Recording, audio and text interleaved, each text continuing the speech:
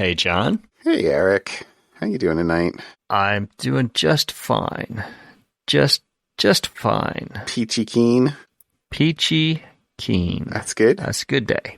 It's a good That's day. good. Yeah. That's good. Hey, somebody from work yesterday took some audio from our podcast and did a audio deepfake on me. I haven't seen it yet. I wish to see this. I played it for the family at dinner tonight, and they were like, "That's not you." And I'm like, "Okay, yeah, well." But I thought it sounded pretty realistic. But and yeah, my wife was like, the first like two words, I was like, and then I was like, "Oh no, that's not how he talks." So it doesn't have your cadence or your mannerisms. Something like that. Yeah, yeah. Interesting. Like that. Interesting. Well, I'll drop you a link. That's something coming. It is making it that much more easier to maybe at some point we can just type out the podcast and have it convert to speech in our. I'm not that interested jokes, in writing a document every Wednesday night. I'm barely interested in talking every Wednesday night. Yeah, that's funny. So, although funny. I do remember, maybe it was my Something Fun, or I forget if we talked about it on the podcast, but there was some service that would do speech to text, let you edit in, like you were in a word processor, and then any words that you added or anything else, it would do the deep fake to like inject and modify the audio. So you could kind of edit the podcast in a Word right style editor, and I could see that being faster. That might be interesting. Yeah, I don't know because it does. I mean, so like editing, I edit normally at it's nice that Ferrite added I think it's 1.25 speed is what I edit. Yeah, there's 1.25, 1.5, and 2x. 2x is too fast. I cannot edit at 2x. I edit at 1.5. Yeah, something like that. So but that's not quite real time, but that's still like it's on the. If you're O of N, you're still O of N. Yeah, yeah. But anyway, yeah. Good stuff. Anyway, yep. You do anything exciting this weekend? I was trying to think of what I did this weekend, and nothing super exciting. We on Saturday, my younger boy started symphony, which is cool for the fall. So he's all recovered and playing, and but I did not get to. So my wife went, but I didn't get to go because I was waiting for the fence guy. We have some fencing that we want to do, and I have been texting back and forth with the fence guy for a couple of weeks, and he was supposed to come out a couple of weeks ago or before. And then he texted me like the night before and was like, I'm not going to make it tomorrow. And I was like, okay, how about, next week? He said next week. I was like, okay. So then the next week came around and it was like midweek, Wednesday or something like that. And I was like, so I texted back. I'm like, weeks running out. When do you want to, can you get together? He's like, yep. It's going to have to be Saturday. And I'm like, all right, I can make Saturday work. So I was confined to the premises on Saturday because I didn't get a time out of him until later on Saturday afternoon. He was like, it's not going to happen today. It's going to have to be tomorrow morning. Can we do it at 7 or 7:30? And I'm like, yes. So I was waiting, what is that? Waiting for Godot, waiting for the fence guy. Yeah. So, but he came over. It was good. We told him what we wanted. He said, that looks great. That looks awesome. I can't do it until after the first of the year. He was like, I'm booked more than 3 months out. Good for him that he's busy though, I suppose. Yeah. Good for him. That doesn't help with one of the main reasons why we wanted to have a fence done, but that's on us for not having it done earlier. But, but whatever, we'll get it done. Get her done. And then Sunday I just worked. We worked around the house. I didn't do anything.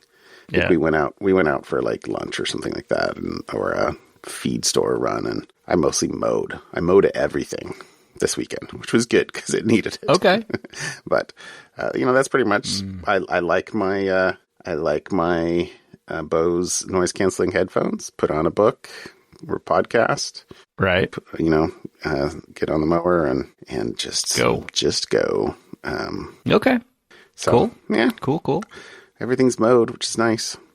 I will, we have some delicious Asian pears on the tree outside in the orchard at the moment, which we have been eating continuously. And we meant to kind of do something this weekend for like processing them, but it has not happened. We dried a bunch of peaches over the weekend. Oh, okay. So we got a big box of peaches and dried them. I tease my wife because there's this guy in the gorge who basically has a semi-truck. I don't know if I told you about this guy. You have said this. Yeah. He's got a semi-truck, and he goes around. He starts on Saturday mornings, or maybe even Friday night, and goes to all the local farmers and finds out what they're selling, and he'll buy it, and then he puts this list, and then he goes to like a parking lot.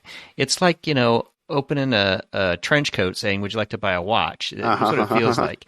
He kind of pulls into a parking lot at a Walmart or, an abandoned area. And apparently the parking lot he was in Beaverton, where we live, he got asked to not show up there anymore. So he's trying to find a new spot. So we had to drive to Sherwood at his spot where he sits in Sherwood and pick up our peaches. To get a box of peaches. And we get, he's got all sorts of different fruits and vegetables, and, he just has a route. You can find out where he is, like he's in Troutdale at 7 a.m., and then he'll hit Oregon City at 8:15, and then he just kind of dots around and goes all the way out to Helens, I think, St. Helens, and then finishes up. And that's just kind of what he does. Good old boy farmer, just kind of selling a bunch of local farmer stuff. So my wife and a bunch of her friends, they've been doing it for years. And so that's one of the things we did was dried peaches. We had a big old box of peaches. You have a stack dehydrator? I forget. Yeah. The dehydrator. Yeah, we just have you stack it. Yeah. Stack them up and let it go for 8 hours at 135 degrees or whatever. And they eventually dry out. So that's good stuff. Yeah, that's awesome. Tastes better than the stuff you get at the grocery store in plastic bags. So. Yeah. Yeah. Well, if you wanna do some grapes, I probably have grapes that you could come and pick. I will ask my wife if she wants to do raisins this year, or grape jelly again. See if I can make the grape jelly not look like boogers. That was my problem making grape jelly last time. It looked. Yeah, unpleasant. Tasted awesome. Tasted really good, but it's all about the taste. Great. It's all about the taste. It's all about the taste. You just need a little bit of that food coloring, like Concord grape food coloring. I tried. That was my problems. I tried doing food coloring too late in the process, and it just made it worse. Anyways. Okay. TMI. So, okay. That was your major fun thing this weekend was millions of peaches. I wouldn't call that fun. It will be fun eventually. It's not fun, The consumption process is more fun. The skins off and No, but the other fun thing we went and saw the new Teenage Mutant Ninja Turtles movie. It's Mutant Mayhem. So I've told you, my daughter graduated in animation from college. Yes. And she loves the Spider-Verse movies because they have a very unique style of animation. And a great story and a unique style. This one she wanted to go see for similar reasons. It's got a unique style of animation that was fun. And quite honestly, it was a lot of fun to go see the new Teenage Mutant Ninja Turtles. I would recommend it if you. It was just an all around kind of fun, goofy story. So that was the other. That should be my something fun, but it was a fun show.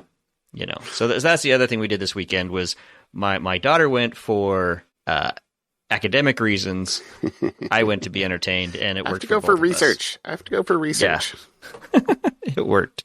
It worked for both. That's awesome. So, okay, I'm kind of watching the preview or trailer in silent mode here. Yeah, it's not the same as the Spider-Verse, just different. Yeah, it's just a different style, and so from a she thought it was interesting from an art and how to design and build perspective. Yeah, all right, that's cool. It's not, anyways, that's cool. That's cool. It was fun. So that's another thing I went and did this weekend. So I still wonder what they're going to do with the empty movie theaters, like the one in Sherwood. I'm assuming they're going to tear it down because they closed it.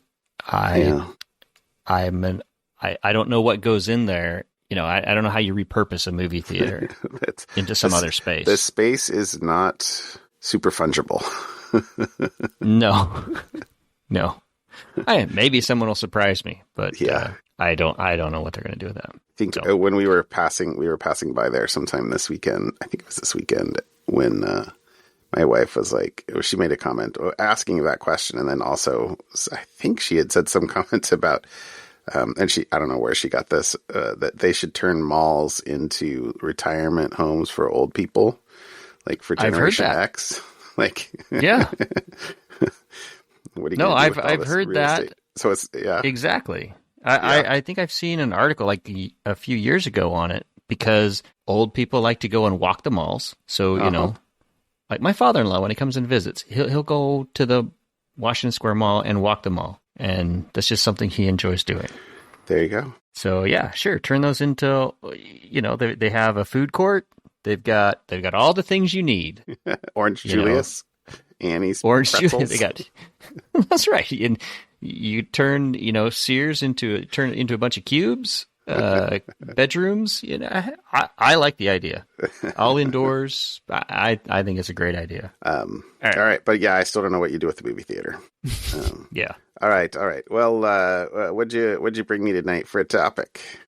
So the one that I saw this week, which apparently seems to have gone a little bit under the radar until Wired picked it up.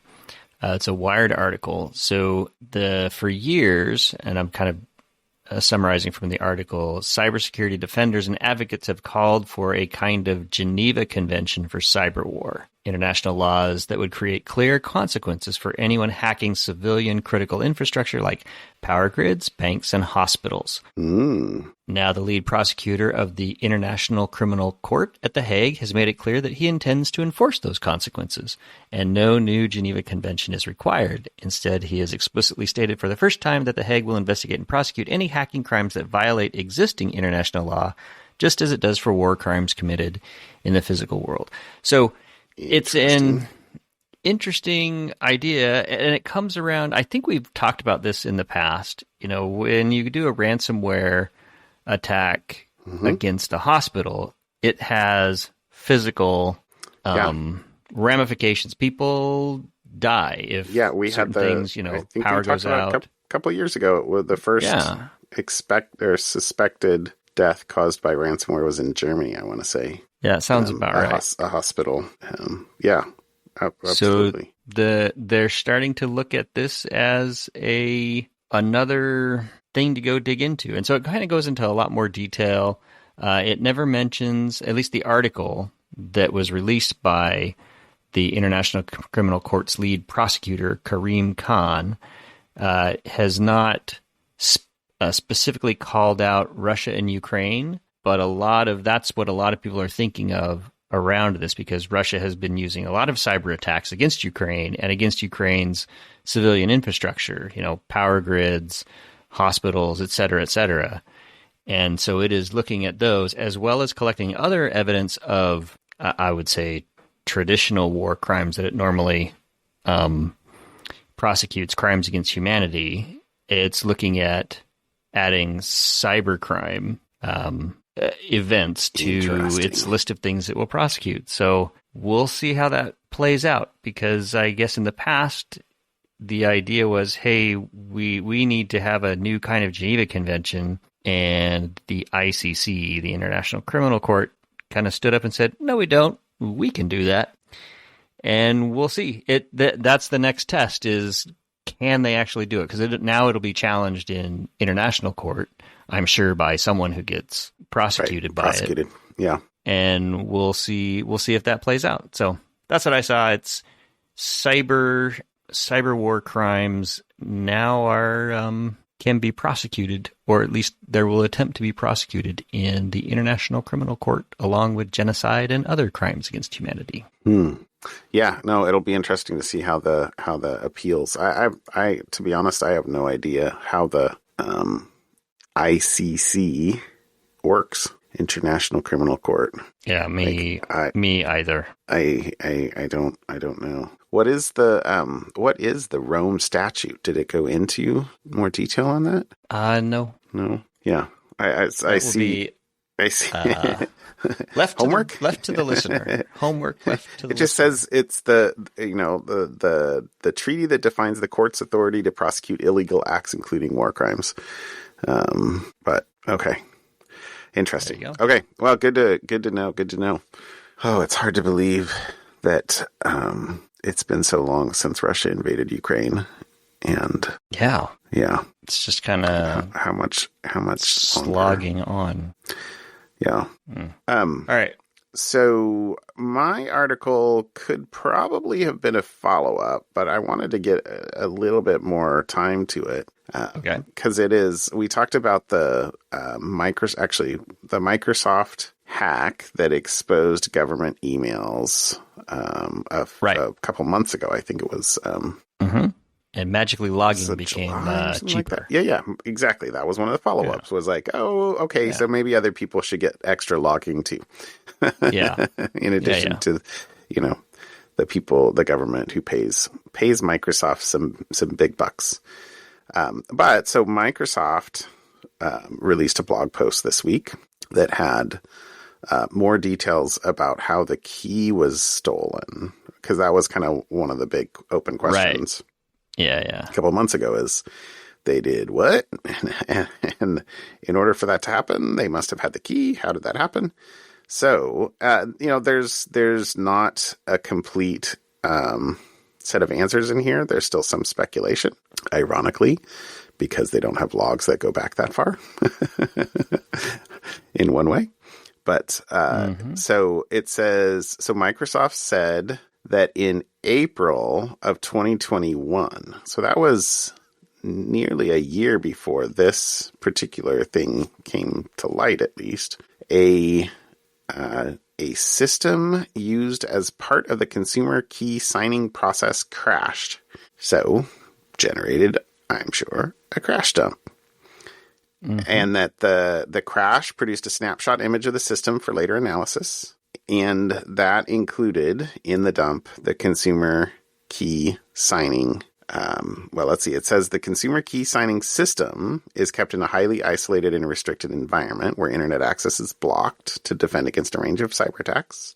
But when the system crashed, the snapshot image included a copy of the consumer signing key, and Microsoft systems failed to detect the key in the snapshot. Now, it didn't say where the key was. Chances are that it was in memory, and this is just pure speculation on my part. Chances are it was in memory, and a scan of the memory system might have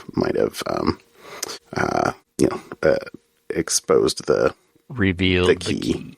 Yeah, because even like lots of things that require you to have a key in memory. Like I'm trying to remember, there was some friends of ours demonstrated what was like a cold boot attack or something like that a couple of years ago, where you sort of have a system in process, crash it and keep the memory like really, really cold, and then you can basically read what was in memory when the system was crashed. Kind of a physical, sophisticated physical attack. But anyway, so it says Microsoft systems fail to detect the key in the snapshot. So that implies, and they sort of say a little bit later, that in order to take the snapshots out of the secured environment, there was some amount of a scanning process that, looked for sensitive material and either obfuscated or didn't allow the snapshot to go out if it contained it. But clearly that failed.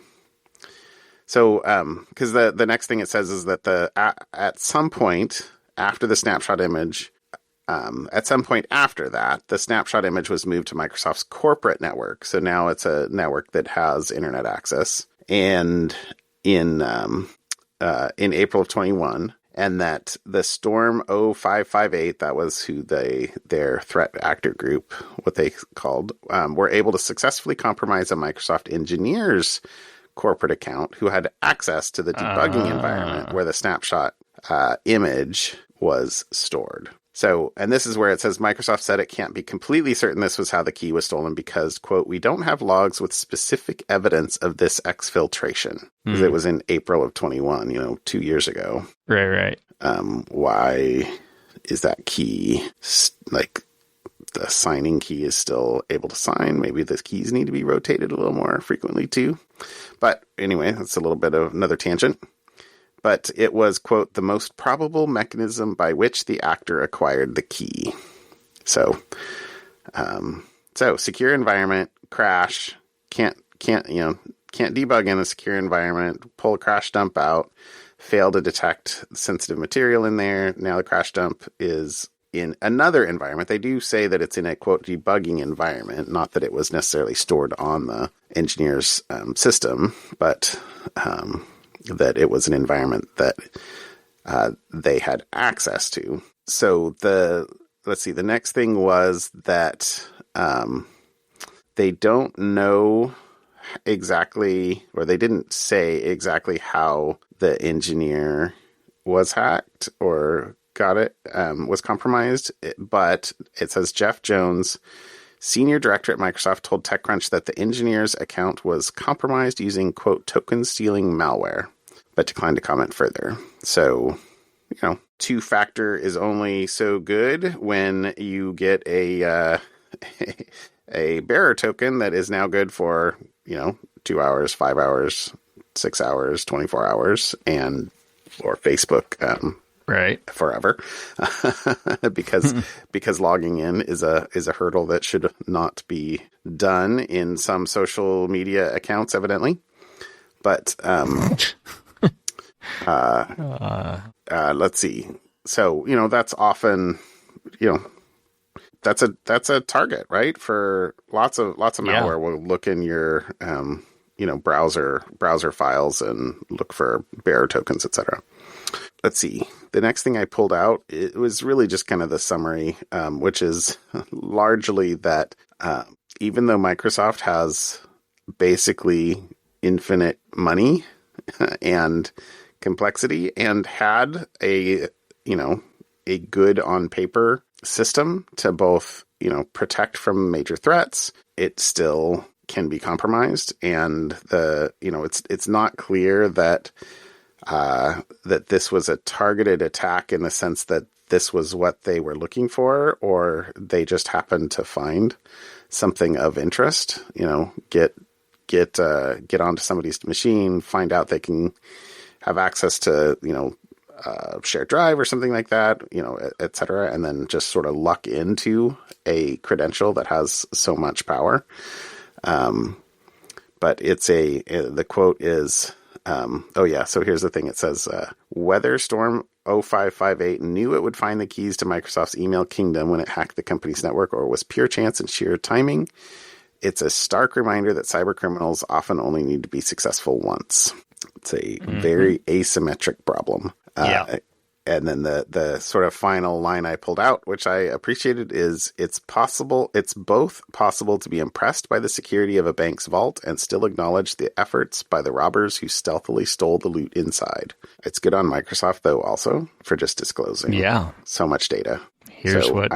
I so appreciate that. I really want to laud and shared knowledge, and hopefully improve. Other people might go, oh wow, I don't scan dump files for tokens, right, or keys. Maybe I should do that before allowing them to be copied elsewhere outside, or or somebody goes, "Hey, oh man, maybe we should be rotating our signing keys every 6 months, something like that." There you go. That was what I pulled out for a topic. Alrighty. Well, how about something fun? For fun. Okay. My something fun this week. So it's about electric cars. So I saw this one, and electric cars and that near instant torque of the electric motor means that they go pretty fast. I mean, we've all heard of the Tesla Plaid and the Tesla, etc. And 0 to 60 in 3 seconds was, the article says, the stuff of unobtainium. But now, you can buy a Tesla Model 3 that'll hit 60 miles an hour in 3.5 seconds for less than $50,000. So not a big deal. Yep. It goes on to say, hey, but if you want to hit 60 before the stopwatch hits 2 seconds, you got to spend some real money. So there's a car called the Pininfarina Battista, which will do it in 1.85 seconds. But you need to spend $2.5 million for that vehicle. Oh, my gracious.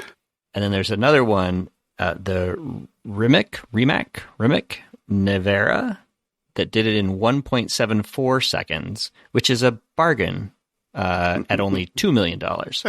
So this was fun. But what the article is about is there is a student-built EV, so a student-built electric vehicle in Germany, driven by a student, Kate Maggette, that reached 62 miles per hour or 100 kilometers per hour from a standing start in a mere 0.956 seconds. Holy moly. I know. So it went from 0 to 60, 0 to 100 kilometers per hour in 43 feet, 12 meters. What in the heck? I know. And so how does she still have a neck? I know. I was Googling, what is the fastest roller coaster accelerator? I mean, how many G's are you experiencing? And surprisingly, it's not that much. Really? Maybe 2 G's or something to get up to that speed in that amount of time. So, anyways, I didn't do the math. I'm sure if I had spent the time and did the actual, I could figure out the math, because it's just, G's are just a mathematical equation. Yes. I could probably figure that out, but I went the cheater route per second. Yeah, I just did the cheater route and Googled, fastest roller coaster launch acceleration just to see. So for comparison, you've been on the Disney Incredicoaster, used to be the Mickey coaster. Oh yeah, totally. It kind of goes from a standing start to 55 miles per hour. So that's the acceleration you get in 4 seconds. So this is 4 times faster and a little bit fat, So that just gives you a little bit of the scale as to how fast you're going.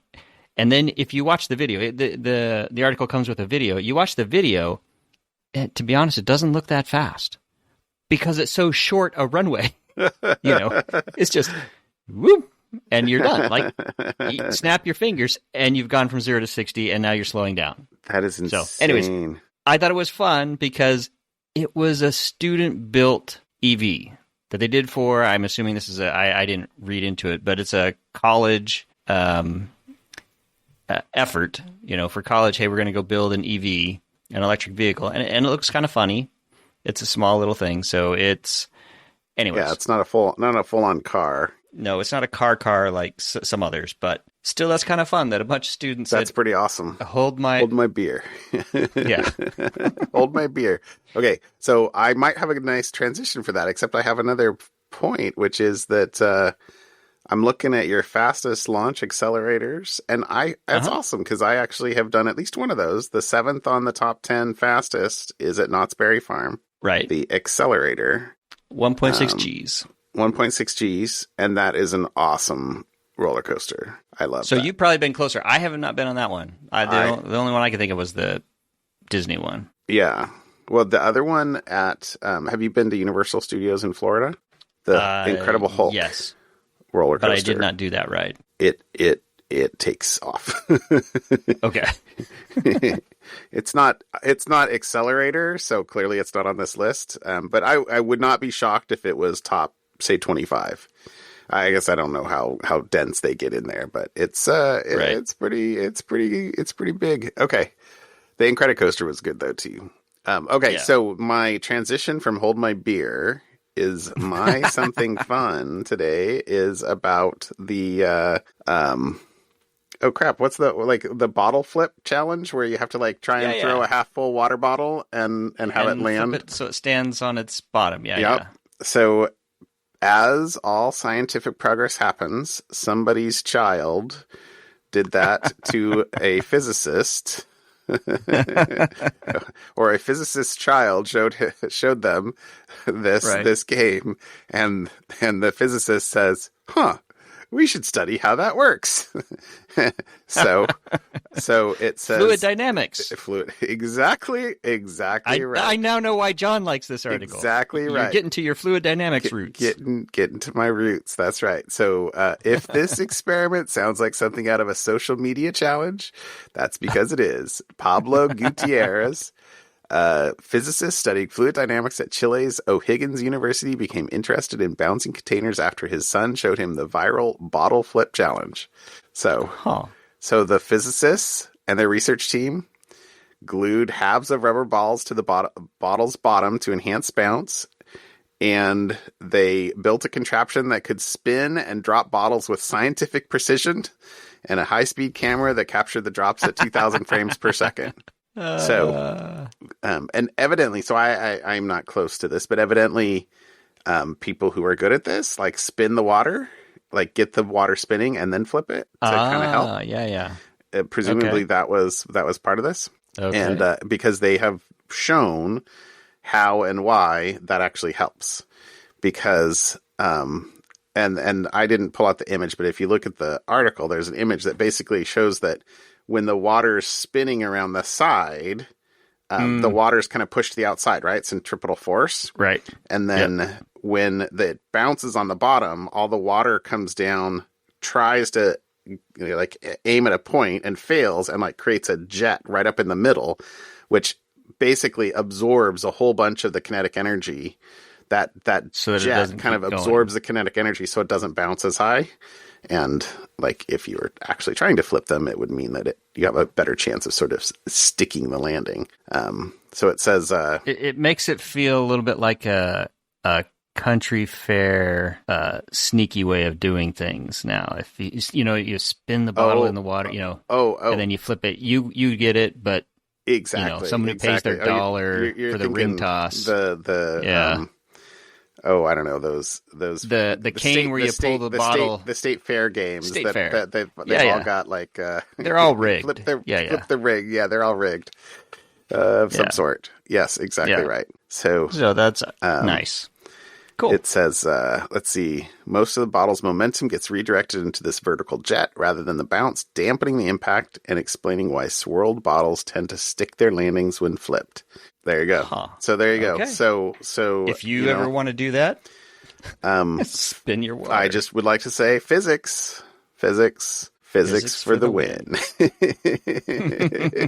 Jigs, you owe me a half full Diet Coke. Oh, no, okay, maybe not. It's all good. It's all good. All right, my friend. That's fun. There you go. Yeah. I thought that was cool. Yep. All right, Jon, have a good night. You too. I'll talk to you later. Bye. Bye.